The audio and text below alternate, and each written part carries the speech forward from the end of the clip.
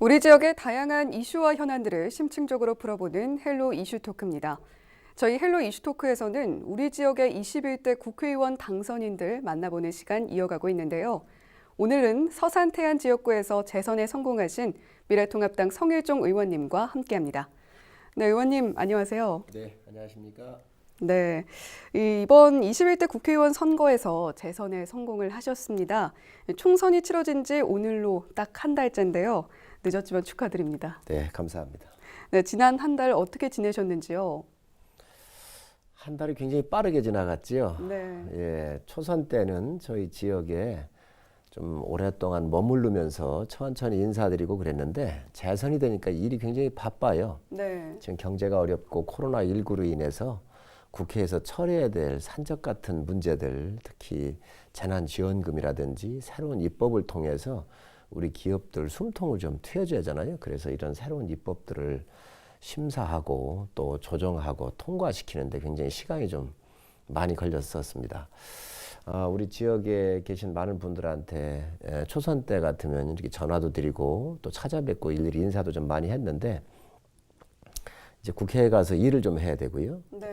또 두 번째로 저희 당의 이제 대표적 주자로 이렇게 나가셔서 방송에 나가셨던 의원들이 또 떨어지셨어요. 그러니까 제가 또 그 부분도 좀 보충을 해줘야 되는 문제가 있고 그래서 지역에는 많이 있지만 이렇게 왔다 갔다 하다 보니까 시간이 없어서 인사를 많이 못 드렸는데 오늘 또 이 방송을 통해서 고맙다는 인사를 다시 한번 제가 드리도록 하겠습니다. 네. 방송을 통해서 고맙다는 인사 전해주셨습니다. 네, 20대 국회의원 임기가 말씀해 주셨듯이 아직 끝나지가 않았는데 이 매니페스토에서 공약 이행률을 발표를 했습니다. 성 의원님께서 20대 임기에서 충남 국회의원 중 공약 이행률 1위를 차지하셨다고요? 저는 제가 공약을 할 때에 공무원들의 도움을 전혀 받지를 않았어요. 이번에도 그랬어요. 네. 제가 지역을 다니면서 이걸 어떻게 풀을 것인지 구상을 하고 또 어느 지역엔 뭐가 필요한지를 제가 직접 다 듣고 판단해보고 하기 때문에 비교적 공약에 대한 이행률이 좀 많이 높은 편이죠. 그래서 충남에서 제가 1등을 했는데 전국에서도 17명 안에 들어가 있죠. 네. 그래서 앞으로도 제가 지금 많은 공약을 여러 가지 해놨는데 전 현장에 가서 제가 다 눈으로 확인하고 그리고 이걸 어떻게 법률적 측면에 접근할 것이고 재정적 측면에 어떻게 접근할 것인지 또 민원은 발생할 게 있는지 없는지 또 30년, 100년을 내다보고 우리가 어떻게 준비해야 되는지 이러한 다각도에서 검토를 했기 때문에 아마 제가 제시했었던 공약했었던 이런 공약들은 상당 부분 실현을 저는 장담하고 있습니다. 또 앞으로 잘 실현을 시켜서 우리 지역 주민들 삶에 도움이 되도록 그렇게 하겠다는 약속드립니다. 네. 항상 공약 구상을 직접 하신다는 성 의원님입니다. 네, 그래서 이번 선거에서는 서산 시민, 태안 군민만의 비서실장이라는 슬로건을 걸고 재선에 도전을 하셨고요. 또 한편으로는 조한기 후보와의 리턴 매치도 상당한 관심을 모았습니다. 네, 20대 총선에서는 1.8%포인트 차로 신승을 거두셨는데 이번에는 조금 일찍 승기를 잡으셨습니다. 어떤 부분이 작용했다고 보십니까? 저는 주말이면은 제가 해외를 가지 않는 이상 늘 저는 지역에 있습니다. 네. 국회의원은 그렇게 해야 한다고 생각을 합니다. 또 국회의원은 늘 약자 편에 서야 되고요. 그리고 힘들어하는 분들 찾아가서 응원하고 손잡아드리고 또 제도적으로나 또 국가에서 도움을 줄 수 있는 길이 있는지를 보는 게 국회의원이라고 생각을 해요. 네. 그래서 지난 4년 동안 바로 그런 곳에 늘 주말이면 제가 있었습니다. 그리고 많이 오셨고요. 그래서 그런 저의 마음들을 많이 이렇게 알지 않으셨나 하는 생각이 들고 아까도 그 앵커께서 말씀을 주셨는데 매니페스토 실천운동본부에서 충청남도 국회의원들 중에서 공약 이행률이 1등을 제가 했잖아요. 네. 그런 일하는 걸 이렇게 좀 보셨어요. 그리고 일을 하게 되면은 처음부터 끝까지 아주 정성을 다해서 제가 풀고 또 지역 주민들하고 설명을 드리고 이렇게 하는 과정을 보면서 참 일을 잘하는구나 그리고 성실하구나 이런 평가를 해주신 것 같아요. 그래서 다시 한번 이런 진정성을 알아주신 우리 주민들한테 다시 한번 고마운 인사를 드립니다. 네. 일 잘하는 국회의원으로 지역 주민들께서 평가를 해주신 것 같다. 이렇게 말씀을 해주셨는데요. 이 선거 결과에는 어떤 민심이 좀 반영됐다고 보십니까? 이번 결과로는 두 가지로 저는 봐요. 우선 지역의 일꾼론으로서는 제가 선택을 받았다고 보여지고 또 전체적인 그 큰 구도에서는 야당의 심판을 좀 받은 거 아니겠어요? 그렇지만 우리 지역에서는 야, 일도 잘하고 또 중앙당에 가서 옳은 소리도 좀 하고 하니 앞으로 대한민국을 또 우리 지역을 좀 제대로 한번 이끌어 봐라, 또 일 좀 해봐라 라고 하는 우리 주민들의 민심이 반영됐다고 저는 생각을 하고 있습니다. 네. 네, 이번 선거 코로나19 때문에 이전과는 상당히 다른 양상으로 치러졌습니다. 선거 준비하시는 과정에서 어떤 점이 좀 기억에 남으셨을까요? 아무래도 이번 선거는 야당한테 굉장히 불리한 선거지요. 야당은 236개의 전국의 선거구가 있잖아요. 여기에서 이 정권이 문제 있었던 것들, 과거 3년 동안 운영을 하면서 여러 문제 있는 것들을 국민들한테 호소하고 연설하면서 이게 붐을 일으키는 거죠. 근데 이 코로나19가 장외의 집회를 금지를 해버렸잖아요. 뭐 의무적으로 한 건 아니지만 이 코로나19가 급속하게 확산이 되면 선거운동을 할 수가 없는 거 아니겠어요? 그래서 자제를 하고 하다가 보니까 우선 언론의 통로가 막혔다 이렇게 저는 보고 네. 두 번째로 이제 이 정권이 들어서면서 사실 거의 모든 언론들이 지금 장악이 되어 있는 것이죠. 좌편향되어 있는 것이죠. 그래서 이러한 많은 여러 가지 전달하고 싶은 것들도 제대로 전달하지 못하는 선거였기 때문에 이번 선거는 상당히 야당한테 불리한 선거였죠. 그래서 그런 과정에서 우리가 이 캠페인을 하는데 상당히 어려움이 많았습니다. 그래서 그렇지만 이 4년 동안 현역이기 때문에 지역을 다니면서 꾸준하게 소통하고 알리고 의견을 구하고 또 그런 부분들에 다가갔던 것들이 비교적 이번 코로나19의 영향을 저희 지역에서는 좀 덜 받았다. 4년의 일을 꾸준하게 한 사람하고 그렇지 않은 사람하고 차별성이 있지 않았나 하는 그런 결과론적으로 말씀드릴 수 있겠습니다. 네. 네, 또 힘들었던 부분 말고도 기억에 남는 일도 있으셨을 것 같은데요. 선거 과정에서 어떤 부분이 좀 특별히 기억에 남으셨을까요? 선거하기 한 1년 전, 한 7, 8개월 전 이때부터 이렇게 제가 마을회관을 가거나 많은 어른들 또 청년들 이렇게 뵈면은 그런 말씀을 많이 주셨어요. 여기는 오지 말아라. 우리 지역은 내가 책임을 질 테니 오지 말고 다른 지역 가라. 또 전화를 드리면 나한테 전화하지 마라. 내가 알아서 할 테니. 이런 분이 많이 계셨어요. 그래서 한 1년 전부터 이번 선거는 과거 4년 전에 했던 거하고는 좀 양상이 좀 틀리구나 하는 느낌을 제가 갖고 시작을 했었죠. 네. 네, 이제 곧 21대 임기가 시작이 됩니다. 20대 국회에서는 51개 법안의 대표 발의를 하셨는데요. 21대 국회에서 가장 먼저 발의를 해야겠다. 이런 계획하고 계신 법안이 있으실까요? 예, 지금 법안을 여러 가지 준비를 하고 있습니다. 우선 서민들과 관련되는 약자편에서 도와드려야 될 그런 법안들이 좀 있고요. 우리 지역의 현안들도 좀 있습니다. 네. 예를 든다고 한다면 자원봉사자가 우리 태안 유류 피해 사고가 났었을 때 123만 명이 공식적으로 이렇게 등록이 되어 있잖아요. 네. 이 많은 분들이 오셨었는데 이분들에 대한 중앙연수원들, 전국에 있는 자원봉사자 중앙연수원을 세우려면 법적 근거가 있어야 돼요. 네. 이 법적 근거가 20대에 제가 제출을 했었거든요.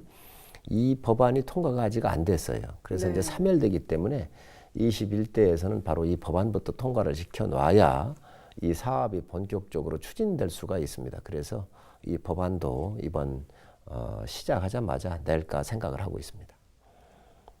네.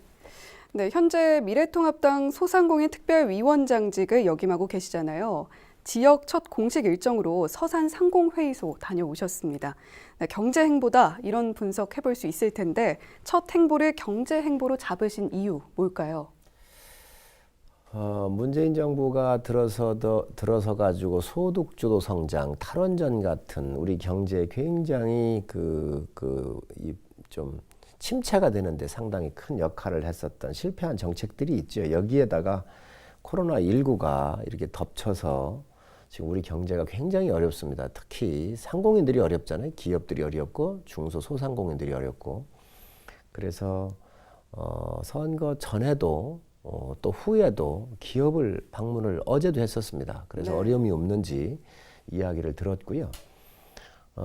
특히 고용유지 지원금 같은 경우는 우리가 해외에서 조달되는 부품 같은 경우가 안 들어오면 자동차 같은 경우가 공장을 세워야 돼요.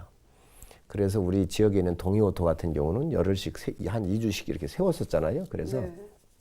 노동부 장차관, 국무조정실장 마지막에는 그 총리하고 협의를 해서 33% 정도를 기업이 부담을 해줘야 돼요. 중소기업이.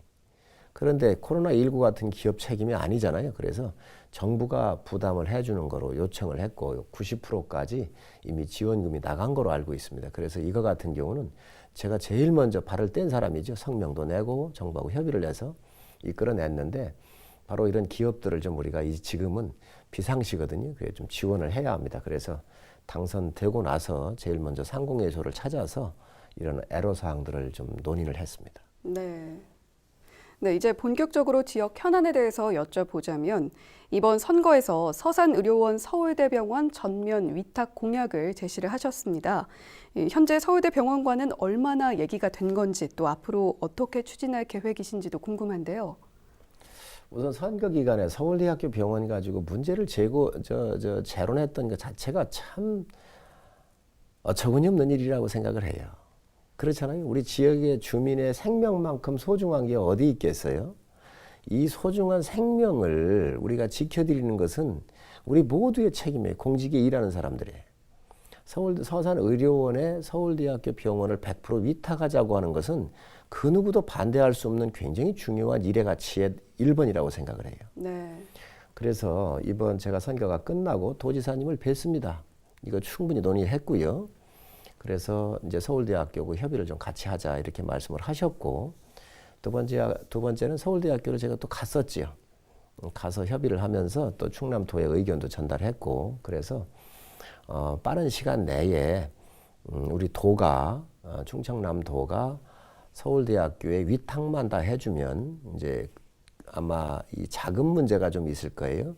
이건 또 제가 풀어야 돼요. 네. 그래서 이걸 좀 풀게 되면은 우리 서산, 태안, 당진, 예산, 홍성, 좀 넓게는 보령, 서천까지도 그 세계 유수의 가장 좋은 병원이 서울대학교 병원이잖아요. 그런 혜택의 수혜 지역으로 갈 수가 있겠다는 생각을 가지고 있고 지금 계속 진행을 하고 있습니다. 네.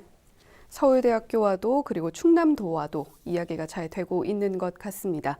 네, 서산 지역 주민들이 또 많은 관심을 기울이고 있는 부분이 바로 화학사고 관련 이슈일 텐데요. 올 3월에도 롯데케미칼 서산 대산공장에서 사고가 났고 또 크고 작은 사고가 잦다면 좀 자주 발생을 하고 있는데 화학사고 재발 방지를 위해서는 어떤 대책이 필요하다고 보시는지요? 지금 우리 대산공단의 화학공장들이 30년이 되어 있지요.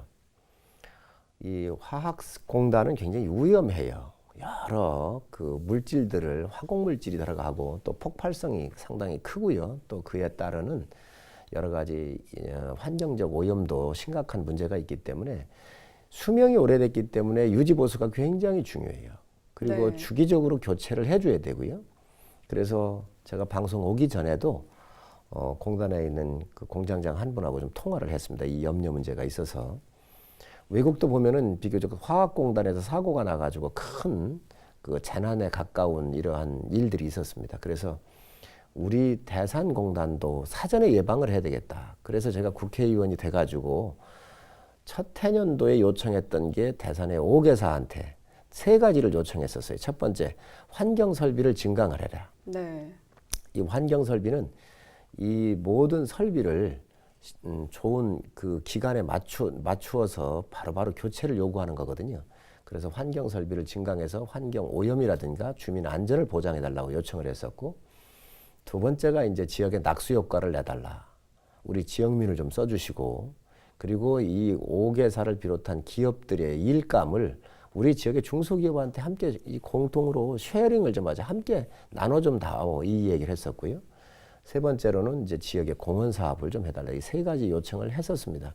그 중에서 가장 큰 게 바로 이 설비 증강 문제지요. 네. 그래서 앞으로 화학 사고가 계속 여러 기업들이 계속 있었는데 저희가 공문을 이미 기업들한테 다 보냈습니다. 이런 부분들을 보강을 빨리빨리 해달라고. 그래서 앞으로 국회 차원에서도 선제적으로 이런 사고가 나지 않도록 기업들이 설비를 보강해달라고는 요청을 지속적으로 하도록 그렇게 하겠습니다. 네. 또 대산공단 주변 주민들 이주 대책도 참 필요한 상황인데 최근 이 첨단 화학 특화단지 조성 계획이 무산되면서 이마저도 좀 물거품이 되지 않았습니까? 이주 대책 어떻게 마련해 나가실 계획이신지요? 이주 대책은 굉장히 장기적이고 어려운 문제예요. 왜 그러냐면 첫 단추가 잘못 꼬매졌어요. 우리 지금 박정희 대통령께서 아산만권 국가공단을 30년 전에 입안을 하실 때에 평택, 아산, 당진까지는 국가공단으로 이 벨트가 형성이 되어 있어요. 당시에 국가공단은 국가가 이 지역을 지정을 해가지고 다 공사를 하고 용수를 공급하고 전력을 공급하고 또 의료, 소방 이런 것들을 국가가 통제 시스템으로 가져갔거든요. 네. 우리 서산만 빠져 있어요. 그 당시에 지도자들이 이 대산이 왜 국가공단에 빠졌느냐 이렇게 이의 제기를 해서 국가공단으로만 돼 있었으면 지금 이 공단을 개별 기업들이 개발을 하지 아니하고 국가가 다 수용을 해서 공단 조성을 하고 기업들을 각 구역별로 다 입주를 시키고 완충지대를 만들 수 있었을 거예요. 지금 그게 공단이 안 되니까 각 기업들이 자기가 필요한 땅만 산 겁니다. 네. 그러다가 보니까 완충지대가 없어요. 중간지대에 나무를 심는다든지 공단과 또 주거지역 간에 완충지대가 있어야 될 거 아니겠어요? 이게 없는 거예요. 법적으로는 이게 도저히 해결될 길이 없습니다. 그래서 향후에 아마 이 부분은 좀 슬기롭게 더 고민을 해봐야 될 필요가 있고요. 아까 말씀 주신 신주공단 문제는 지금 S-오일이 여기에 이제 투자를 못하겠다 이렇게 얘기를 했는데 원래 한 100만 평 부지의 정밀화학 공단을 육성하려고 하는 것이죠. 이건 계속 추진을 해야 한다고 생각을 합니다. 네. 시간적인 문제지 이 부분은 계속해서 중앙정부하고 지방정부가 협의를 하면서 정밀화학 단지가 들어갈 수 있도록 하겠다는 말씀드립니다. 네. 또 미세먼지 해결을 위해서 활동을 또 하고 계시지 않습니까? 네, 충남 지역의 미세먼지가 굉장히 높은 지역 중 한 곳인데 이 부분도 좀 해결책이 있으실까요? 제가 그 대기환경보존법에 우리 대산까지도 이렇게 그 권역으로 집어 넣어 놨거든요. 그래서 앞으로 이 부분은 많이 좀 줄어들 것으로 생각을 하고요. 우리 충남 지역에 이제 가장 크게 보면은 우리 당진의 철강단지하고 서산의 대산의 석유화학단지 그리고 발전소들이 있어요. 근데 발전소는 우리가 지금 많이 잡아가고 있는 상태입니다. 그래서 제가 발전소의 삭스, 낙스, 이 삭스와 낙스라고 하는 것은 질소화합물과 황화합물인데 이 이온의 물질들이 나와가지고 O2하고 결합을 하면서 황화합물, 질소화합물로 바뀌는 거예요. 그래서 이게 이제 미세먼지화가 되는 건데 지금 태안 화력 같은 경우는 황을 7ppm 정도로 잡았어요. 굉장히 아주 획기적인 일이죠. 옛날에는 그럼 얼마나 갔었느냐? 법적으로는 80ppm에서 120ppm까지 나갔어도 됐었어요. 근데 이것을 국가가 공기업을 평가할 때 경영 평가 요소로 제가 집어넣어놨어요. 그래가지고 경쟁이 붙었잖아요. 그래서 황화합물은 지금 현재 한 10ppm 미만의 7, 8ppm 정도로 관리하고 있어서 현대 과학이 잡을 수 있는 임계치까지는 어느 정도 왔다. 거의 다 잡는다. 이렇게 말씀드리고 질소 부분이 지금 현재 한 20ppm, 23ppm 정도 나오고 있는데 이것도 2, 3년 안에 10ppm 이하로 낮출 거예요. 그렇게 되면은 아마 발전소에서 나오는 이러한 그 미세먼지들은 상당 부분 거의 잡는다. 이렇게 이해하시면 될 것 같고 중요한 것이 이제 석유화학공단하고 당진에 있는 철강공단이에요. 여기는 개별 기업들이기 때문에 공기업이 아니어서 좀 어려움이 좀 있습니다. 그래서 우리 시민들하고 또 관하고 또 국회하고 협력을 해서 기업들하고 이 부분은 지속적으로 잡을 수 있도록 설비의 증강을 계속 요청을 해야 한다고 생각을 합니다. 서산은 그렇게 지금 하고 있습니다. 네. 상당히 지금 개선이 이루어지고 있는 중이다. 이렇게 말씀을 해주신 것 같은데요. 네, 태안 지역 이야기를 좀 해보고 싶은데요. 교통 관련 이슈가 화두입니다.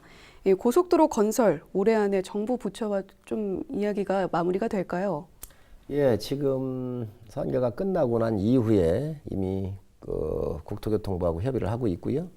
또 도로공사하고도 협의하고 있다는 말씀을 드립니다. 그동안 왜 이러한 문제들을 고민을 안 하셨는지 참 이해가 안 가요. 방송을 통해서 많은 이해를 좀 하셔야 되기 때문에 우리 태안은 6만 4천 명이잖아요, 군민들이. 네. 그리고 1년에 관광객이 1,100만 명 정도가 오고 있는 정말 대한민국에서 알아주는 좋은 관광지예요, 태안은. 네. 뭐 소량빗길을 비롯해서 해변이라든가 또 낚시객도 많이 오고 굉장히 좋은 곳이잖아요. 고성에 가면은 인구가 2만 6천 명이에요. 1년에 관광객이 480만 명이 와요. 태백시를 가면 2만 9천 명이에요. 인구가. 네. 관광객이 800만 명이 와요. 이 두 곳에 다 고속도로가 있습니다. 전국에서 고속도로, 철길이 2개 중에 하나씩은 다 들어가 있고 이 두 개 중에 하나씩은 들어가 있는데 철길도 고속도로도 유일하게 안 들어가 있는 게 의령과 태안군이에요. 네. 그래서 제가 국회의원을 하면서 왜 태안군은 이렇게 대한민국 땅이 아닌지 모르겠다. 그래서 관계자들을 불러다가 설득을 하고 그래서 이게 이제 노선도가 작년도에 확정을 했지요. 확정을 해서 빠른 시간 내에 저는 이게 우리 태안의 100년을 위해서도 빨리 저는 해야 된다고 생각을 하고 있고 정부에다가도 계속 설득을 지금 하고 있는 중입니다. 많은 진행은 있는데 이게 이제 100%가 다 안 됐기 때문에 국민들한테 아직 보고 드릴 사항은 아니고요. 지속적으로 중앙정부하고 협의를 해서 우리 지역에 부족한 교통의 인프라를 구축하겠다는 말씀드립니다. 네, 철도와 고속도로가 모두 없으면 상당히 불편한데 어서 빨리 마무리가 됐으면 하는 마음입니다. 네, 또 지난해 또 한 번 무산된 안면도 관광지 개발 사업에 대해서도 이야기를 나눠보고 싶은데요. 이 문제 어떻게 풀어나가실 계획이신지요? 우선 안면도는 이 땅의 그 주인이다. 우리 충청남 도잖아요. 그래서 군이나 또 국회에서 할 일이 상당히 미미합니다. 땅의 주인이 추진해야 되는 문제가 있기 때문에 그동안 해왔던 걸 보면 너무 영세한 기업들이 좀 들어왔다는 거예요. 그래서 두 가지로 저는 보고 있습니다. 법적 측면 하나가 준비가 돼야 되겠다. 안면도 관광 특구에 관한 법률을 넣어놨는데 지금 문화관광부 같은 데 좀 반대를 해요. 그래서 이 법이 통과가 지금 안 돼 있는데 다시 21대에 이 부분을 좀 다시 한번 보겠다는 말씀 드리고 두 번째는 좀 거대 자본, 큰 자본이 들어와 안정성 있는 자본이라고 표현하는 게 더 좋을 것 같아요. 물론 큰 기업이 되겠지만 그래서 이런 안정성 있는 자금이 좀 들어와서 장기 플랜을 좀 확보해야 되겠다. 그래서 도한테는 작년도에 제가 보고를 한번 받았습니다. 네. 근데 법적 문제가 좀 있더라고요. 그리고 이 프로젝트를 추진하겠다라고는 기업이 굉장히 영세했었기 때문에 그 기간이 종료된 거로 알고 있는데 앞으로 도하고 한번 협의를 해서 장기 플랜을 한번 해보고 필요하면 우리 대한민국의 큰 관광과 관련되는 큰 기업 그룹들을 좀 만나서 설득해 볼 생각을 가지고 있습니다. 네. 그렇다면 문체부에서 좀 반대를 하는 이유도 알 수 있을까요? 규정이 좀 안 맞아요. 외국인이 관광객이 일정 수가 와야 되고 그중에 외국인 관광객이 좀 와야 관광 특구가 될 수 있어요. 그런데 네. 저희 지역에 교통의 인프라도 좀 열악하고 서울하고 거리도 많다가 보니까 외국인이 내방하는 안면도의 수가 좀 적어요. 그래서 이러한 요건이 불비하기 때문에 지금 현재 좀 어려움이 좀 있지요. 그래서 제가 냈었던 법이 허베이 스피릿 지역경제 활성화에 관련된 법안으로 요 특구를 지정하려고 냈었던 법안인데 이거를 이제 문화관광부가 좀 반대를 하고 있는데 21대에는 이 법안을 다시 좀 더 조정을 해서 내볼 생각으로 있습니다. 네, 또 지역 발전을 위해서 의원님께서 독자적으로 개발하신 관광 상품도 있다고요. 근데 여러 가지가 있습니다. 저희 지역이 굉장히 좀 좋잖아요. 우리 서산 같은 경우는 공단을 또 대산공단과 지곡, 성현을 이렇게 아울러서 많은 일하시는 좋은 인력들이 계시고 또 옆에 보면 철강단지의 당진도 있고요. 그래서 저희가 그 자몽저수지가 상당히 좋은 곳이라고 판단을 했어요. 네. 그래서 이 자몽저수지에 우리 이제 이장님들께서 자몽저수지에 물그릇을 좀 키워주셨으면 좋겠다. 네. 그러니까 준설을 요청을 하셨어요. 준설토는 환경관리법상에 그 폐기물로 되어 있기 때문에 이거를 톤당 버리는데 한 20만 원씩 가거든요.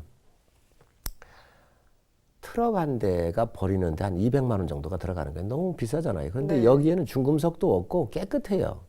근데 이게 법으로는 폐기물로 되어 있다가 보니까 외부 반출을 하려면 돈이 많이 들잖아요. 그래서 이 부분을 가지고 우리가 좀 인공섬을 만들어서 이 안에다가 문화 복합 내지 수상 타운을 좀 만들어 봐야 되겠다.